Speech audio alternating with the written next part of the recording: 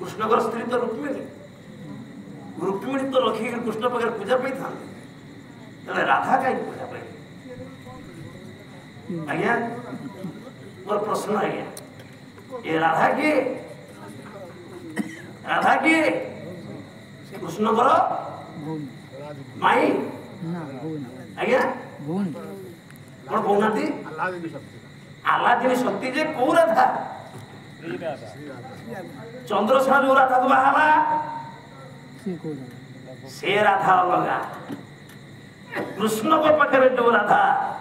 आपण माने समस्ते मन रखु माँ माने से माई राधा नुह से कौ राधा कृष्णकर निज स्त्री राधा धर्मपत्नी निजर प्रथम स्त्री द्वितीय स्त्री रुक्मिणी सार गोटे प्रश्न पचारि जे प्रथम स्त्री और जे धर्मपत्नी पुरुष तापर आउ जहाँ को बाहर से धर्मपत्र आसन नहीं पार से कौन हम से हूँ भोगपत्नी से भोग बांध भोग नुह भोग बेड़ा सोपाई आज्ञा पचारि सीमंते च विवाहे च सपुरुष सधर्मिणी मोक्षे तीर्थे दाने श्राद्धे पत्नी तिष्ठति दक्षिणी पचार सार तेणु सीमंत कर्म बेले विवाह कर्म बेले एवं यज्ञ बसला आप श्राद्ध देला बेले दान कला बेले एवं आपणकर तीर्थ दर्शन कला बेले स्त्री दक्षिण भागे रही बाम पटे केतले सह भोजने माने जदि आपण स्त्री आपण पाखे बसी खाइबा चाहूँगी से डाण पाखे बस बाम पाखे बस एवं हाथ उठी पड़ सारा दक्षिण भागे बसुला हाथ उठी पड़ सारा से बाम को आस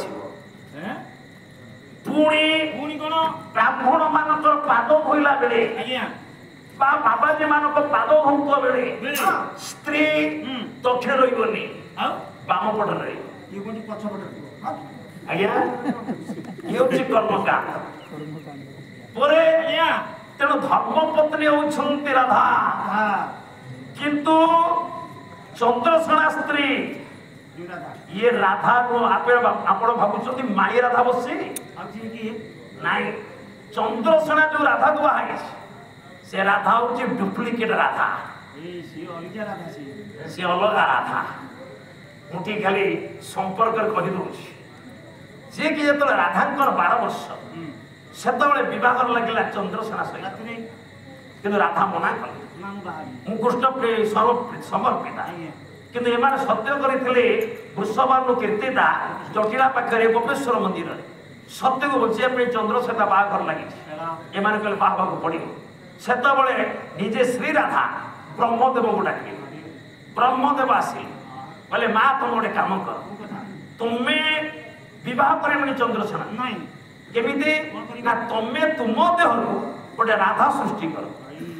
से राधा को समस्त भाव वास्तव राधा ना मु